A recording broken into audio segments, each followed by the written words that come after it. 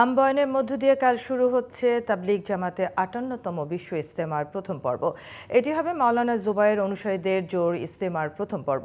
এরই মধ্যে শেষ হয়েছে সব ধরনের প্রস্তুতি। দেশ বিদেশে বিভিন্ন স্থান থেকে এসে জড়ো হতে শুরু করেছেন তারা। তাদের সুযোগ সুবিধা নিশ্চিত সহ নিরাপত্তায় সব ধরনের পদক্ষেপ নিয়েছে প্রশাসন।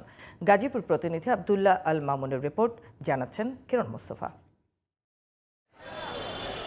তাবলিগ জামাতের শীর্ষ মুরব্বী জোবায়ের অনুসারীদের অংশগ্রহণের মধ্য দিয়ে শুক্রবার শুরু হচ্ছে বিশ্ব ইজতেমার প্রথম পর্ব।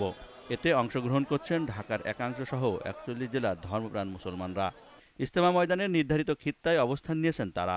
তাদের সুযোগ সুবিধায় পানি, গ্যাস, টয়লেট ও পয় নিষ্কাশন সহ সকল ব্যবস্থা নেওয়া হয়েছে। দেশের বাইরে থেকেও এসেছেন অনেকে। মূল ময়দানের পশ্চিম পাশে নির্ধারণ করা হয়েছে বিদেশিদের জায়গা। এবাদত, বন্দেগী ও বয়ান শুনে সময় পার করছেন সবাই। এখানে আসি আল্লাহ তাআলার কাছে দোয়া করি, আল্লাহ তাআলা যাতে আমাদেরকে খুব সহজে হেদায়েত দিয়ে দেন। ইজতেমা থেকে মানুষেরা দিন শিখবে এবং দিনের উপর আমল করবে। ২ ধাপে অনুষ্ঠিত হতে যাওয়া বিশ্ব ইজতেমার প্রথম ধাপে ২ পর্বে অংশগ্রহণ করবেন মাওলানা জোবায়ের পন্থীরা। সম্পন্ন হয়েছে সব ধরনের প্রস্তুতি। পুরোপুরি প্রস্তুত এবং সাথীরা আসতেছে। আজকে রাতের ভিতরে পুরোপুরি মাঠ ভরে যাবে ইনশাআল্লাহ।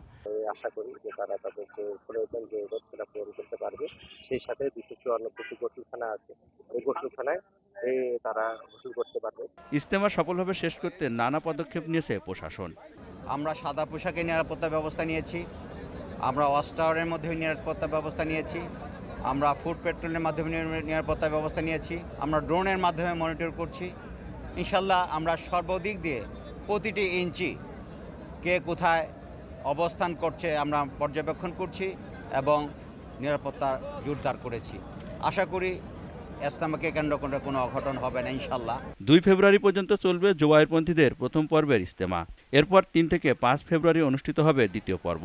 ৮ দিন বিরতির পর দ্বিতীয় ধাপে শুরু হবে সাদ কান্ধলভির অনুসারীদের ইজতেমা।